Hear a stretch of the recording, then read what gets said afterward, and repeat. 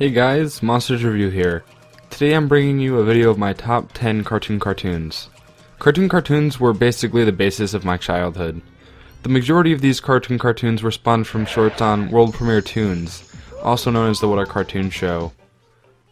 The name Cartoon was given to some of the exclusive Cartoon Network cartoons from the late 90s to early 2000s. Most notably, they were the basis for Cartoon Fridays, the Cartoon Show, and the Cartoon Top 5. I like the fact that Cartoon Fridays continued to air discontinued cartoons that were no longer airing new episodes, such as Cow and Chicken and Mike, Lou, and Og. Let's start the countdown. First off, I wanted to make some things clear. This countdown will be solely based on my own personal opinions, and I'm basing this countdown on the ones that I favored, not a general vote.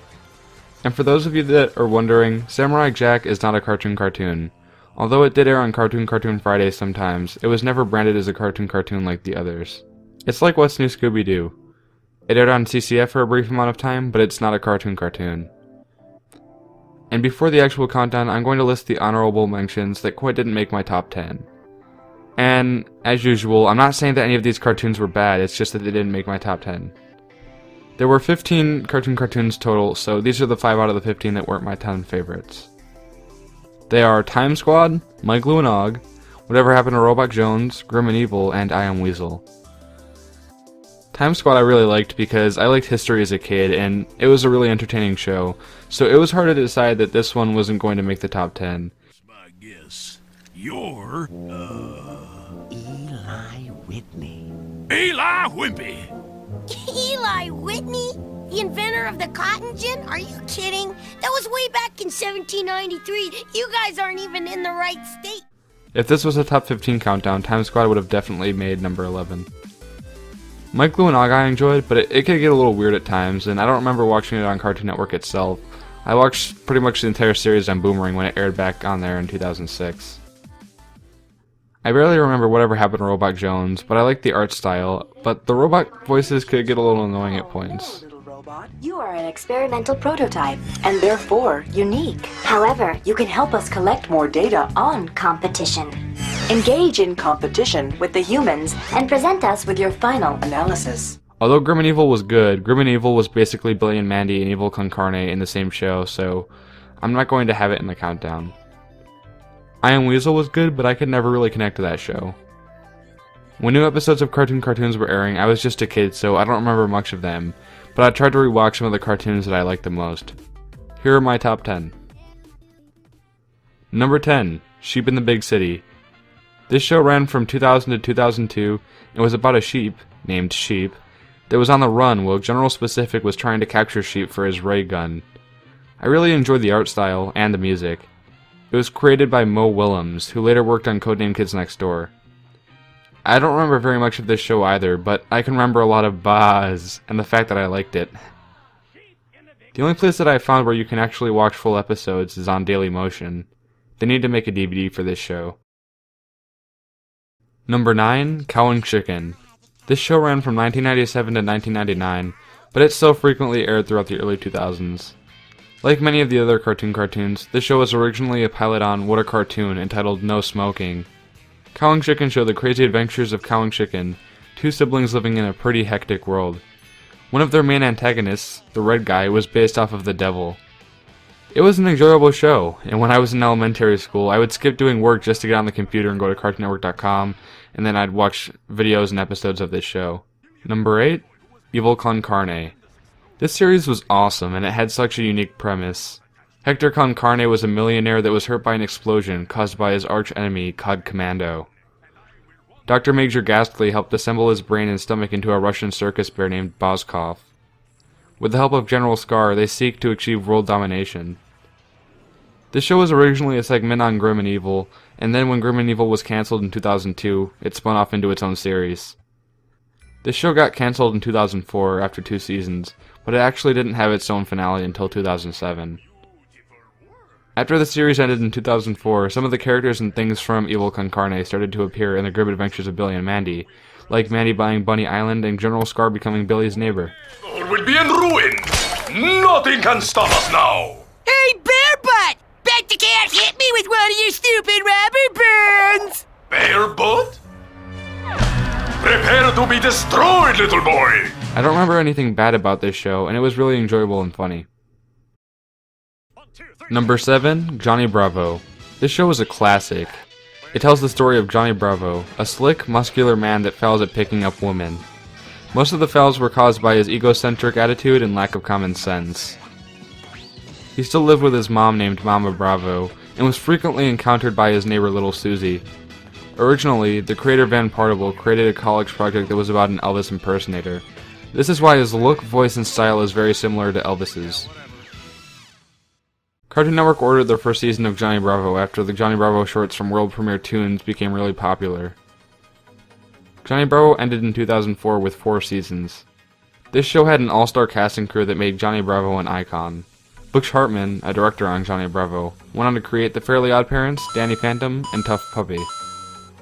Seth MacFarlane, a writer for Johnny Bravo, went on to create Family Guy, American Dad, and The Cleveland Show, directed Ted and voiced Ted, and just recently had a lead role in A Million Ways to Die in the West. I also liked how this show had many crossovers and frequently made references to things from pop culture and with other cartoons, such as when Johnny Bravo teamed up with the Scooby Doo gang, and when Little Susie had her cousin Farrah Fawcett come to her birthday party.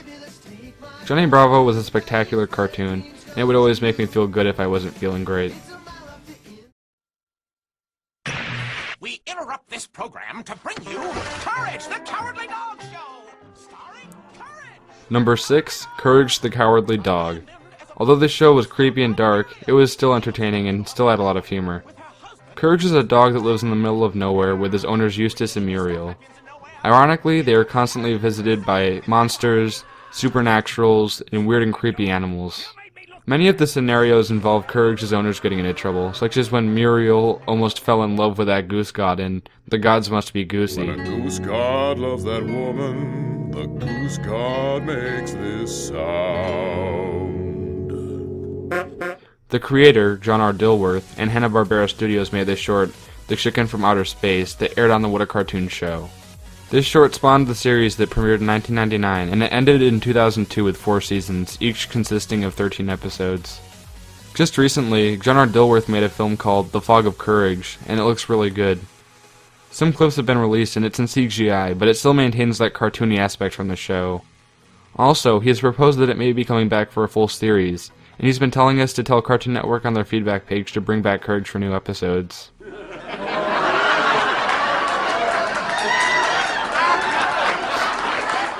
Its creativity and the way it's animated are really unique, and it's reminiscent to older cartoons and comics. Overall, it was a spooky cartoon, and it was really interesting, and it gave me a lot of memories and nightmares. Number 5, The Grim Adventures of Billy and Mandy. This was definitely one of my favorite shows from my childhood. This show was a spin-off of Grim and Evil, which was also a cartoon as I mentioned previously. The Grim Reaper was forced to become friends with Billy, an idiotic boy, and Mandy, a dark and arrogant girl, because he cheated while playing a game of Limbo. Due to the fact that they're all pretty much polar opposites, this caused the series to show them go through a ton of misfortune and events that were mostly quite satirical. Some of the things that I remember from the show were the running gag of Jeff the Spider calling Billy his dad, Bubble!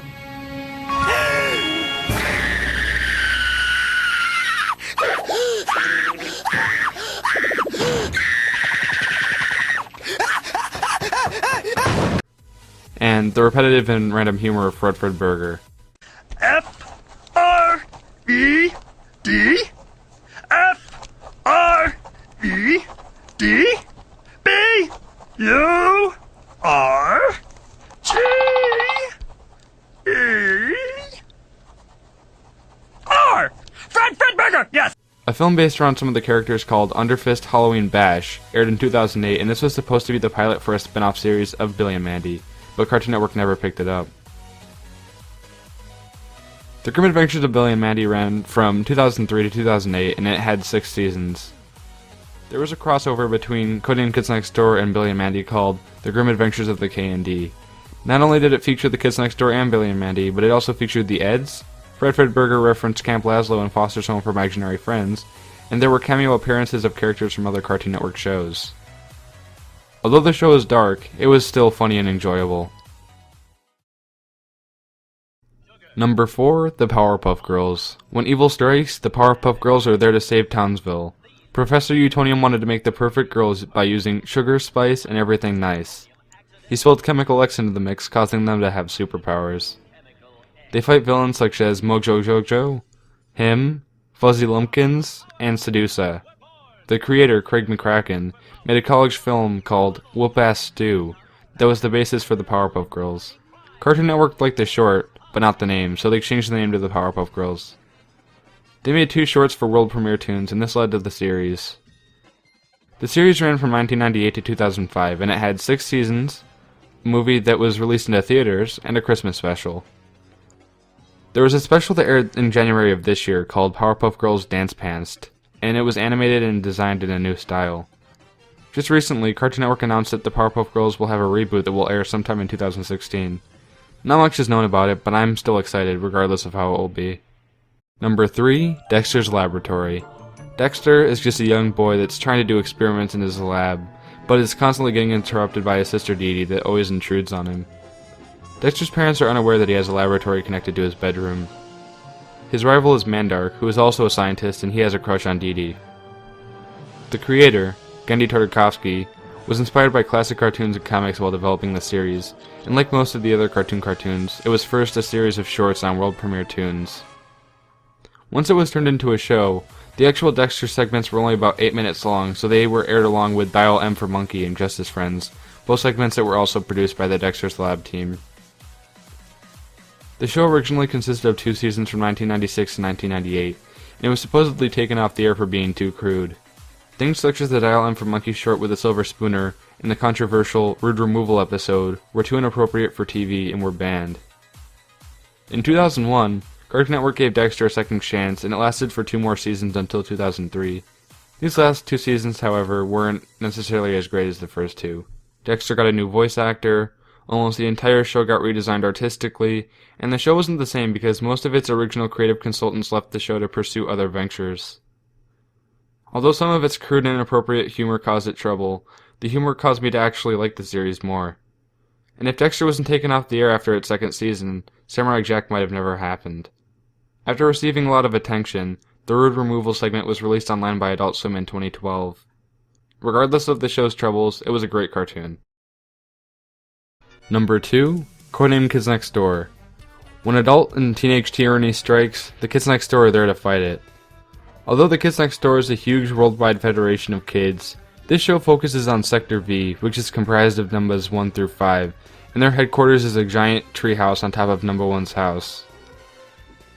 Creator Mr. Warburton created a short for Cartoon Network called Kenny and the Chimp in 1998, and that was used to help create the concept for Kids Next Door.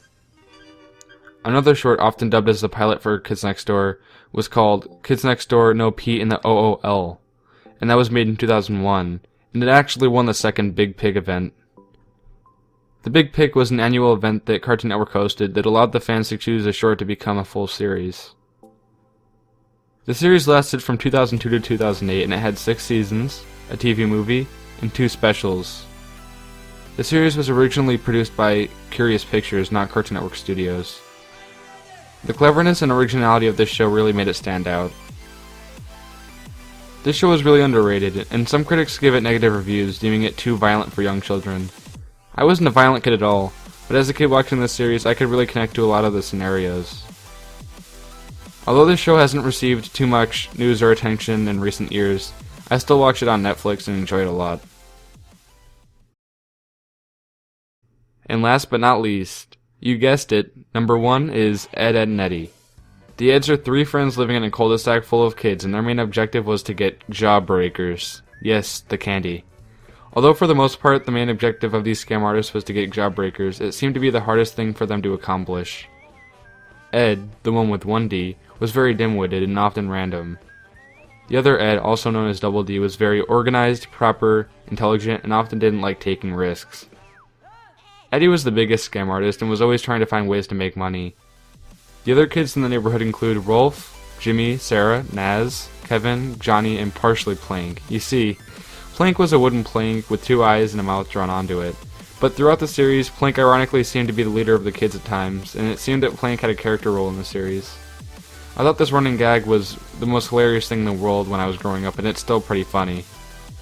A group of girls living in a trailer park near the cul-de-sac named the Kinker Sisters all had crushes on the Eds, and they made several attempts to abduct them and kiss them repeatedly. Unlike the majority of the cartoons, this show didn't initially begin with a short. The creator, Danny Antonucci, pitched the idea to Cartoon Network and Nickelodeon. Both networks liked it, but it ultimately ended up by going on to Cartoon Network because Nickelodeon wouldn't let him have creative control over the show.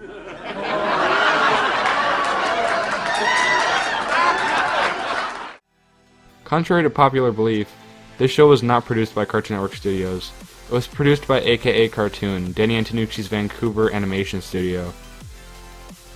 This show ran from 1999 to 2009, making it the longest series to ever air on Cartoon Network. The show had 6 seasons, 4 specials, and 1 TV movie, which was its finale. As of July 2014, Ed, Edd n Eddy was the last show to ever use hand-painted cell animation. The show also used the boiling line technique around characters to pay tribute to old classic cartoons. Although the show was based around a really simple plot structure, it still managed to make each episode unique in its own way. I could really relate to the show in many ways as a kid. I wasn't very popular growing up, and I always struggled to fit in with everyone, similarly to the Eds, who also weren't very popular in the cul-de-sac, and they always tried to be like the other kids to fit in with them. I was also very creative and inventive like the Eds. So many aspects of this show were great. The music, the sound effects, the plot, the art design, the animation. The list of good things about this show is endless. But personally, this is my favorite cartoon because it left a really big impact on me, and a lot of my personality comes from the Eds. Anyways, that's it for my top 10 cartoons countdown. I spent a really lot of time on this video, so I would greatly appreciate it if you left a like below. Put your top 10 cartoons in the comments below, and if you don't really feel comfortable putting that, put your top 10 Cartoon Network shows. Thanks for watching and have a spectacular day.